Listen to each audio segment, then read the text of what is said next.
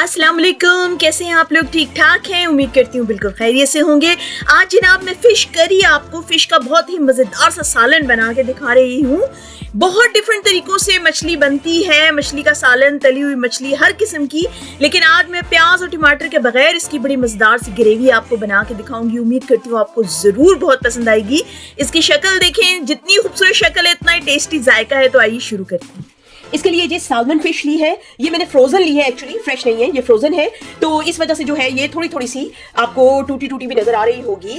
तो मजीद ये टूट ना जाए तो इसके लिए इसमें ये तरीका करूंगी कि इसमें अभी डालूंगी मैं आधा चम्मच हल्दी का और आधा चम्मच इसमें जाएगा नमक का, 2.5 स्पून में डालूंगी व्हीट फ्लावर के और इसको अच्छी तरह मिक्स कर लेंगे। व्हीट फ्लावर से ये होगा कि टूटेगी नहीं मछली। अच्छी तरह इसको मिक्स कर लूंगी।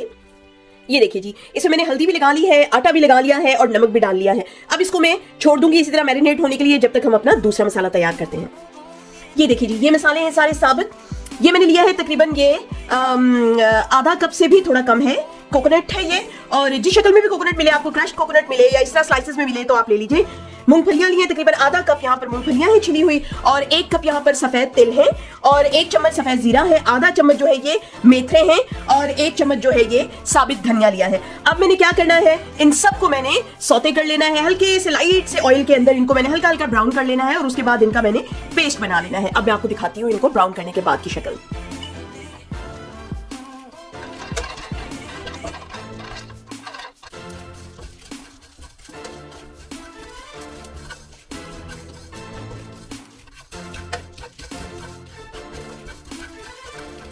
ये देखिए जी, ये सारे के सारे गोल्डन ब्राउन से हो गए हैं। अब मैं इनको पीस लूंगी, पेस्ट बना लूंगी, लेकिन इसके साथ एक और चीज मिक्स करनी है जिसको मैंने ब्राउन करके इसमें मिक्स करना है और उसको भी साथ पीसना है। वो मैं अब दिखाती हूँ आपको जी। वो है जी ये प्याज, एक मीडियम साइज का मैंने प्याज ले लिया, उसको बारीक काट लिया है, और इस प्याज को मैं ब्राउन करूंगी। इसमें जनाब मैं हल्का सा स्प्रे करूंगी ऑयल का, बहुत ज्यादा नहीं डालना क्योंकि ऑलरेडी जो मसाले हमने अभी ब्राउन किए हैं उनमें बहुत ज्यादा तेल होता है। तो बस मैंने हल्का सा स्प्रे किया है ताकि हल्की हल्की जो है प्याज ब्राउन हो सके। ये देखिए जी, कैसा खूबसूरत गोल्डन कलर आया है।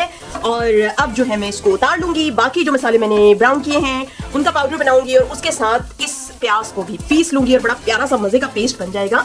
और उसमें आप पानी डाल लीजिएगा अगर उसमें जरूरत हो, ताकि अच्छा सा स्मूथ सा पेस्ट बन जाए।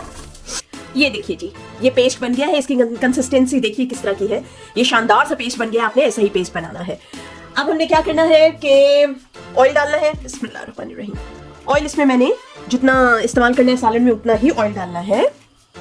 अब जो मछली हमने मैरिनेट करके रखी थी उसको तल लेंगे।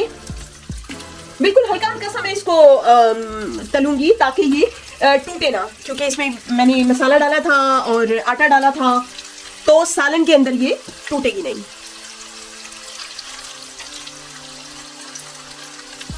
ये देखिए जी, बस इस तरह की मैंने इसको ब्राउन करना है, और बड़ा प्यारा इसका रंग आ गया है। बस अब इसको मैं निकाल लूंगी।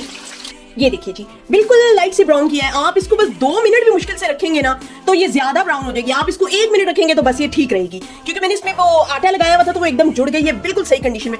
एक्चुअली मैं फ्रेश मछली को इतना ज्यादा नहीं करती, एक्चुअली फ्रेश मछली होती है वो टूटती नहीं है। आज मेरे पास फ्रोजन मछली थी तो मुझे उसी का सालन बनाना पड़ा, तो उसके लिए मैंने इतने जतन किए हैं। तो अब ये बिल्कुल इसकी अच्छी शक्ल हो गई। अब मैं इसका मसाला बनाना स्टार्ट करूंगी सालन का। इसी तेल में, इसमें और तेल नहीं डालूंगी क्योंकि ऑलरेडी बहुत सारा तेल है मैंने जैसा कि आपको बताया है बाकी मसालों में। तो बस 1 चम्मच इसमें मैंने जीरा डालना है। जीरा अच्छी तरह ब्राउन हो जाए तो उसके बाद इसमें मैंने ये 2 बड़े चम्मच अदरक लहसुन का पेस्ट लिया है।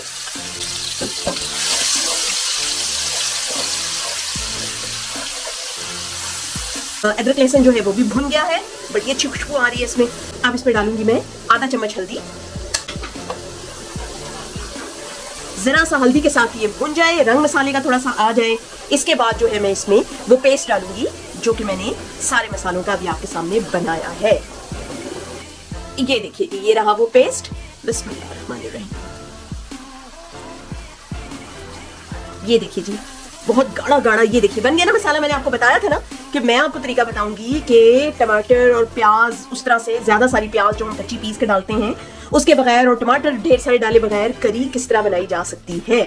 कि वो बिल्कुल जायका भी उसका बहुत खूबसूरत लगे, मज़े का लगे जायका, और आलू गोश्त या दूसरे सालनों की तरह ना लगे, क्योंकि मैंने आपको बताया है कि मछली का सालन बिल्कुल डिफरेंट बनना चाहिए, बाकी सालनों की तरह नहीं बनना चाहिए।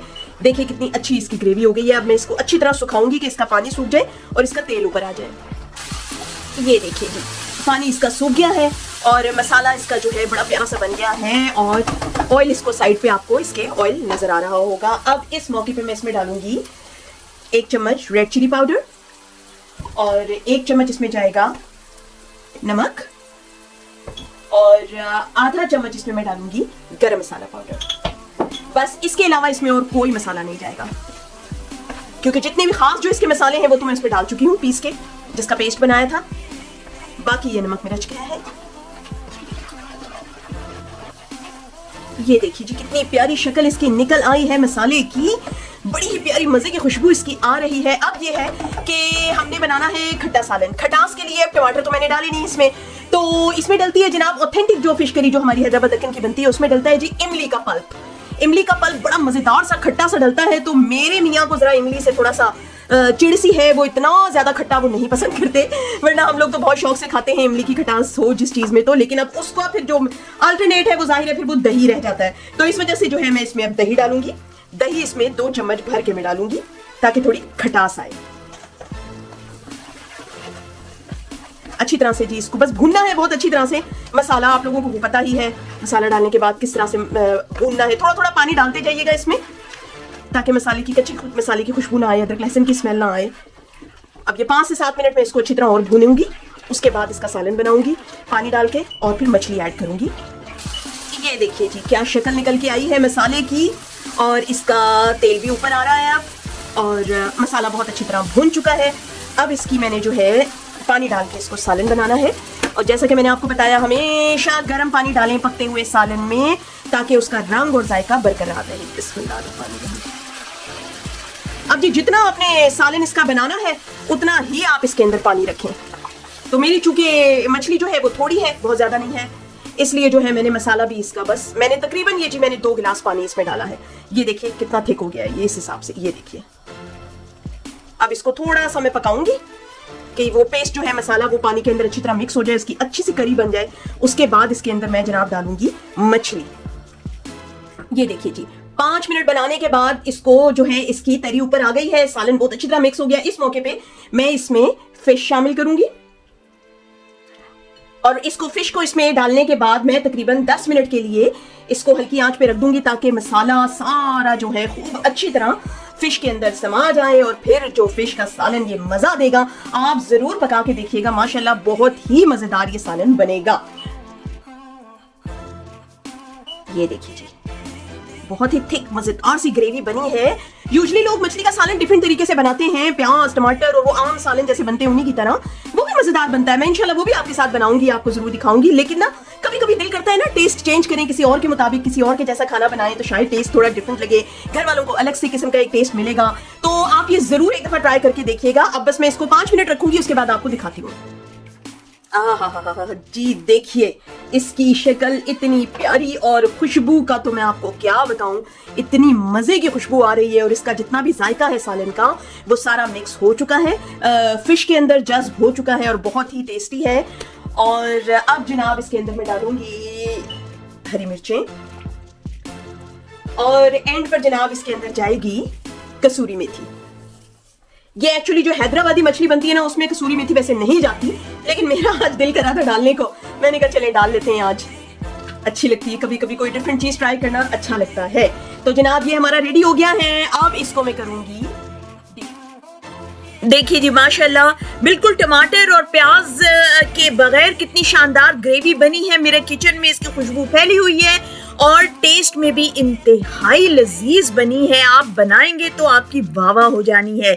जरूर जरूर जरूर इस तरीके से आप जो है मछली का सालन बनाना जरूर ट्राई कीजिए, और कमेंट कीजिए, लाइक कीजिए, शेयर कीजिए, और नेक्स्ट वीडियो तक के लिए फिर मुझे इजाजत दीजिए। अल्लाह हाफिज।